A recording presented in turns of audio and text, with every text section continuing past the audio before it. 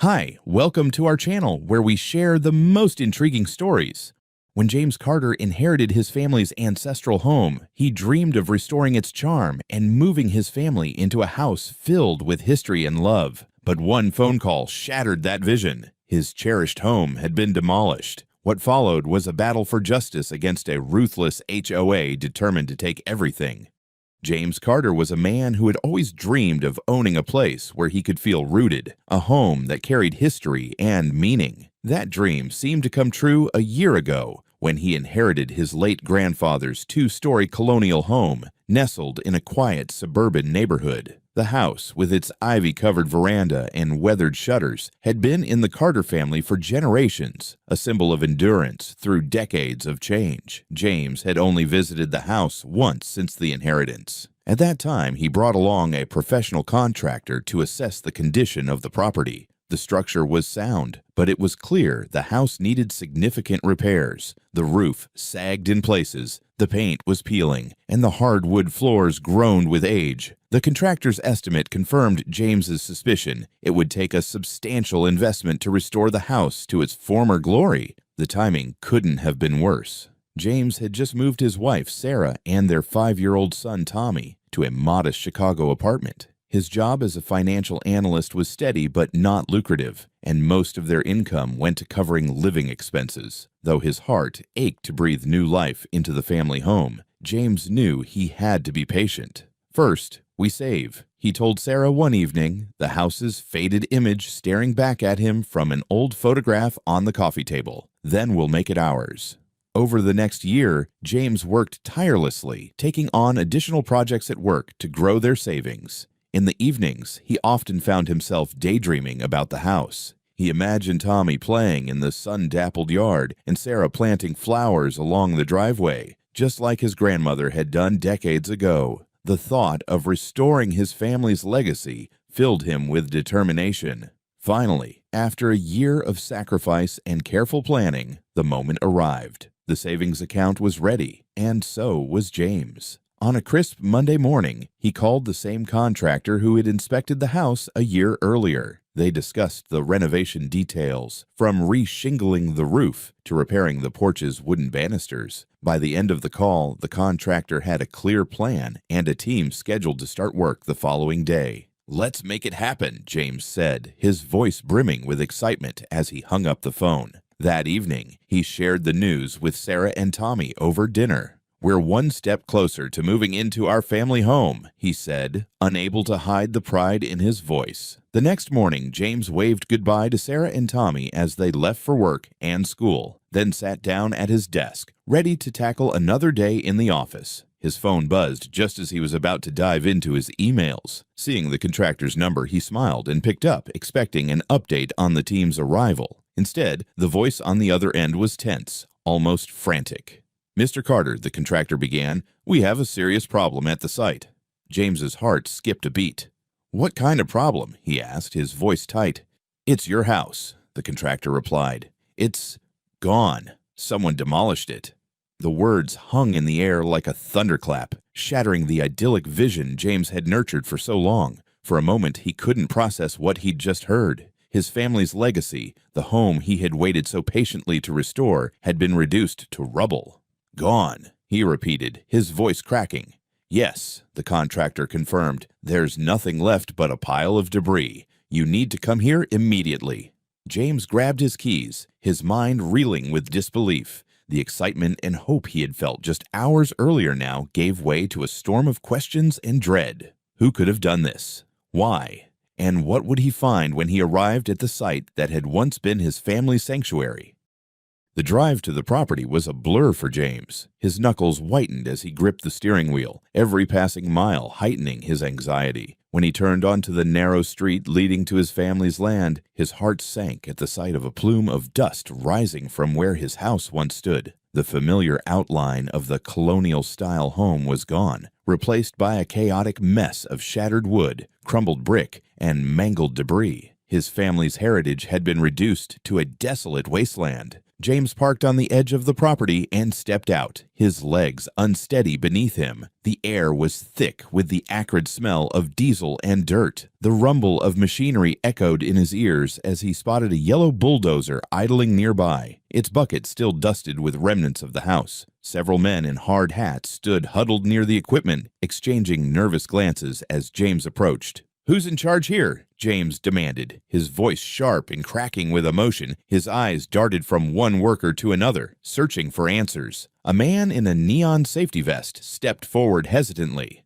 "That'd be me," he said, pulling off his hard hat to reveal a head of thinning gray hair. "Name's Rick. Look, I'm just doing what I was told. This demolition was scheduled and approved by the HOA. We've got paperwork." "Paperwork?" James barked, incredulous. "This is my house, my property. No one had any right to touch it, let alone destroy it." Rick fished a clipboard from the passenger seat of his truck and handed it over. "I don't know the details, Mr. Carter. We just followed the orders." "It's all here." James's hands trembled as he flipped through the pages. There it was, a supposed authorization for the demolition, bearing his name and a signature he instantly recognized as a forgery. His breath hitched. Someone had stolen his identity and used it to sanction the obliteration of his family's legacy. Before James could respond, a sleek black SUV pulled up, kicking up a fresh cloud of dust. Out stepped a woman in a tailored blazer and sunglasses, exuding an air of authority. Her presence immediately commanded attention. "Mr. Carter, I presume," she said, removing her sunglasses to reveal cold, calculating eyes. "I'm Karen Blaine, president of the newly formed HOA overseeing this neighborhood." James turned toward her, fury flashing in his eyes. "You're responsible for this," he shouted, gesturing to the wreckage behind him. Karen raised an eyebrow, unperturbed by his anger. "The HOA acted within its rights, Mr. Carter. This house was in severe disrepair and didn't meet the aesthetic or safety standards of the community. It was an eyesore and a liability." "This is my property," James roared, taking a step closer. "You had no right to touch it. That house belonged to my family for generations." Karen smirked, holding up a manila folder. "According to these documents, the property was transferred under HOA jurisdiction last year. And," she added, flipping through the papers, "you signed off on the demolition yourself." James snatched the folder from her hands, his mind racing. "This is a forgery," he spat. "I never signed anything." "This is theft." Karen's smirk widened. "If you believe that, I suggest you take it up with our legal team. But I should warn you, Mr. Carter, HOAs have extensive resources, and the courts rarely side with property owners in situations like this." The casual confidence in her tone sent a chill through James. She wasn't just dismissing his outrage. She was daring him to fight back, secure in her belief that she would win. Before he could reply, the rumble of an approaching sheriff's car broke the tension. Sheriff Marcus Clayton, a man with a weathered face and a reputation for fairness, stepped out and surveyed the scene. "Mr. Carter," the sheriff greeted, tipping his hat. "Got your call. What's going on here?" "This," James said, gesturing to the devastation, "was my home. They destroyed it without my consent." Karen stepped forward smoothly. "Sheriff, this was all legally sanctioned by the HOA. We have the documents to prove it." Sheriff Clayton frowned, taking the papers from Karen and skimming them. He glanced at James, then back at the rubble. "I'll need to take a closer look at these and consult with the county records office," he said evenly. "In the meantime, I'm putting a stop to all further activity on this property until we sort this out." Karen's confident facade flickered for a moment before she regained her composure. "Of course, Sheriff," she said, her tone syrupy sweet. "We'll cooperate fully." As the sheriff left, James stood among the ruins, his fists clenched at his sides. The image of his destroyed home burned into his memory. This wasn't just about a house. This was about justice, family, and holding people like Karen accountable. For the first time since arriving, a clear thought crystallized in his mind. He would fight back, no matter the cost. The day after the demolition, James sat in his modest Chicago apartment, his head buried in his hands. The weight of what had happened crushed him. His family's legacy, a home that had stood for generations, was gone. But as the initial shock began to subside, his resolve hardened. Karen Blaine and the HOA had trampled on his rights, and he was determined to fight back. His first call was to Ellen Price, an attorney with a reputation for taking on HOAs and winning.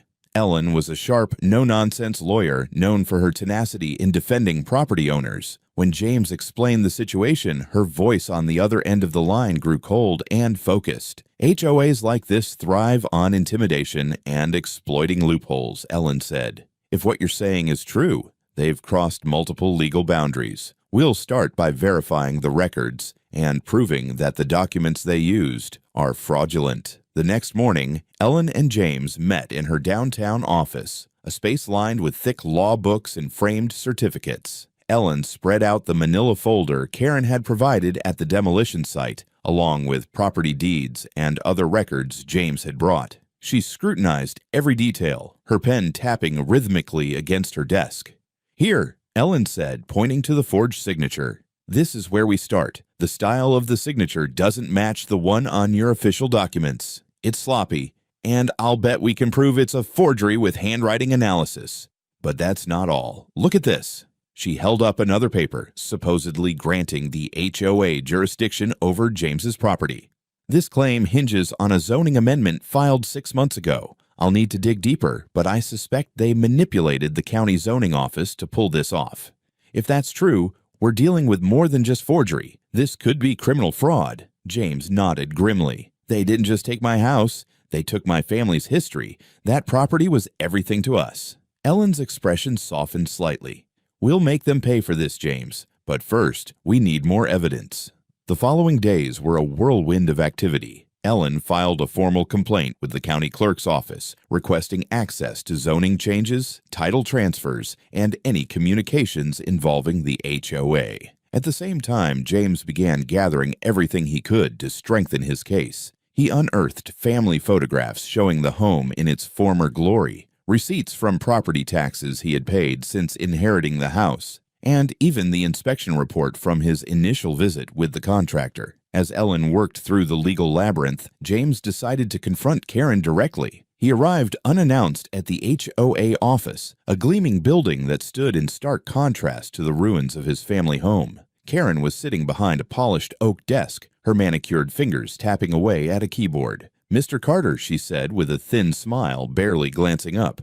"I assume you're here to drop this futile charade." James's jaw tightened. "I'm here to tell you that I'm not backing down. I've hired a lawyer, and we're going to prove you fabricated the documents. You destroyed my house. You'll pay for this." Karen leaned back in her chair, her smile turning into a smirk. "You're welcome to try, but I hope you understand that HOAs have resources, deep resources. Fighting us won't be easy. And even if you win, what's your end game? You can't rebuild the past, Mr. Carter." Her words stung, but James refused to show it. He leaned forward, his voice steady. "You think this is just about the house? This is about justice. It's about stopping you from doing this to anyone else." Karen's smirk faltered for a moment before she recovered. "Good luck," she said coldly. Outside, James clenched his fists, rage boiling beneath his surface. He knew Karen's confidence wasn't just arrogance. She truly believed she was untouchable. But Ellen's call later that day brought a glimmer of hope. "We've got something," Ellen said.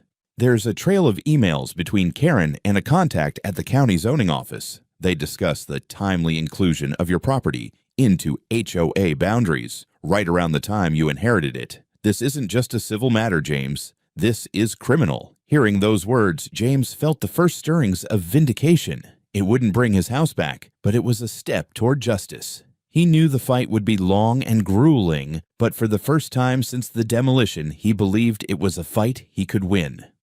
As the investigation deepened, the scale of the HOA's manipulation began to emerge. Ellen's team unearthed a web of deceit that spanned beyond James's case. Documents from the county zoning office revealed that Karen Blaine had been working closely with a corrupt official to alter property boundaries. James's land had been falsely absorbed into the HOA's jurisdiction under a zoning amendment passed 6 months after his grandfather's death, during the fragile transition of ownership. But the most damning evidence came in the form of emails. Ellen handed James a printed chain of correspondence, her expression grim. "Karen didn't just forge your signature. She coordinated this entire scheme, knowing you weren't paying close attention to the property. Listen to this," she said, reading aloud. "Carter's place is low-hanging fruit," Karen wrote to her contact in the zoning office. The family hasn't been around in months, and it's a perfect site for our new community center. Push the paperwork through. I'll handle the fallout later."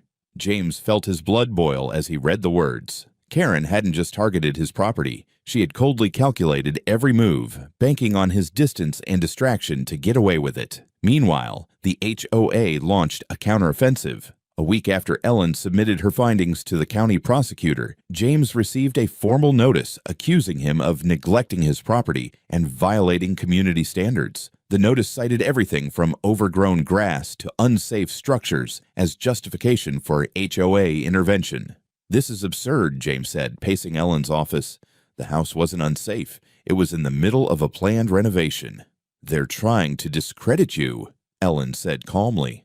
"It's a classic tactic. If they can paint you as negligent, they'll argue that their actions were for the greater good. But we've got them on forged documents and zoning fraud. Don't lose focus." The tension escalated when James visited the property again to document the damage. As he walked through the debris, his heart sank further. His grandfather's old rocking chair, once a fixture on the front porch, lay broken in the rubble. Nearby, the remnants of a family photo album had been trampled into the dirt. It was a personal violation that stung even more than the loss of the house itself. Then James found something that made his stomach churn. Parked at the edge of the property, almost as if taunting him, was the HOA's promotional banner. It advertised the future Karen Blaine Community Center, a sleek, modern facility that was slated to take the place of his family home. The audacity left James speechless. "They're already celebrating," James said bitterly, showing Ellen a photo of the banner. "They think they've won." Ellen studied the image, her eyes narrowing. "That's their arrogance talking," she said, "and it'll be their downfall. They've put this plan in writing, from the zoning changes to the construction contracts. All we need is to connect the dots in court." But the HOA wasn't done with its dirty tricks. Late one evening, as James reviewed case files at home, he received a call from Sheriff Clayton. "James," the sheriff began, his voice heavy with concern, "I need you to know there's been another complaint. Someone reported you for improperly storing hazardous materials on the property." "What?" James exclaimed, standing up in disbelief. "That's impossible. There's nothing like that there." The sheriff sighed. "I figured as much, but I have to follow protocol. We'll need to send an inspector out." The next morning, James arrived at the site to meet the inspector only to find a small pile of suspicious-looking barrels dumped near the rubble. His mind raced as he realized what had happened. Someone had planted the barrels to frame him. "This is Karen's doing," James said, his voice tight with rage. "Don't touch anything," Ellen advised when James called her. "This plays right into their hands if we react rashly. Document everything, and we'll prove it's a setup." As the pressure mounted, James's determination grew. He knew he was up against a well-funded and deeply entrenched system, but the mounting evidence in his favor gave him hope.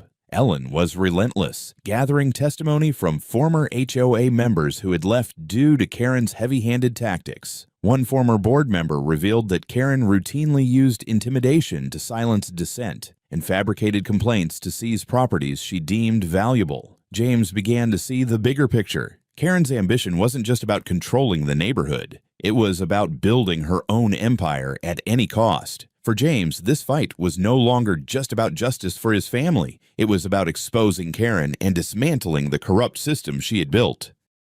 The courtroom was packed on the morning of the trial, a mix of curious locals, HOA supporters, and James's own allies who had rallied around him as the case gained attention. James sat beside Ellen at the plaintiff's table, his heart pounding as the judge called the court to order. This was the moment everything would come to light. Ellen wasted no time. She began by presenting the fraudulent documents that Karen had used to justify the demolition. Expert testimony from a forensic document examiner confirmed that James's signature on the HOA agreements had been forged. The examiner pointed out the discrepancies in handwriting, providing a detailed analysis that left no room for doubt. Next, Ellen turned to the emails. As she read Karen's correspondence aloud, a murmur rippled through the courtroom. The most damning exchange revealed Karen's intent to seize James's property for a community center, describing it as a necessary sacrifice for the greater good. It was cold, calculated, and completely incriminating. Karen's defense attempted to argue that the HOA had acted in the community's best interest, citing James's absence from the property and the alleged neglect. But Ellen countered with photographs, receipts, and timelines showing James's plans for renovation and his consistent payment of property taxes. Each point dismantled the HOA's claims piece by piece. The turning point came during Karen's cross-examination. Ellen's questions were sharp and unrelenting. Karen initially maintained her composure, but as Ellen pressed her on the forged documents and the zoning changes, her answers grew evasive. Finally, Ellen revealed a newly uncovered email in which Karen admitted to fabricating evidence to expedite the demolition.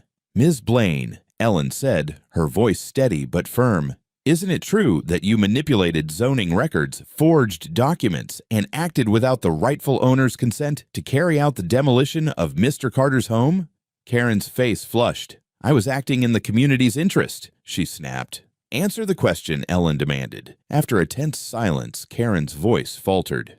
"Yes," she admitted, barely above a whisper.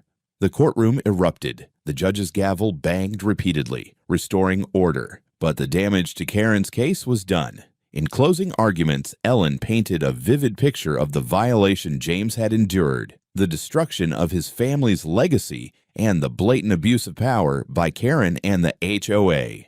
When the jury retired to deliberate, the room buzzed with anticipation. It didn't take long. Within an hour, the jury returned with a unanimous verdict in James's favor. Karen was found guilty of fraud, forgery, and trespass. The HOA was held liable for damages, and the judge issued a scathing rebuke of their actions, warning that their abuse of power would not be tolerated. Karen's downfall was cemented as the judge ordered her arrest on criminal charges. As she was led out of the courtroom in handcuffs, James felt a surge of relief. Justice had been served, but the fight had taken a toll. Still, he knew this victory was bigger than just his home. It was a message that no one was above the law.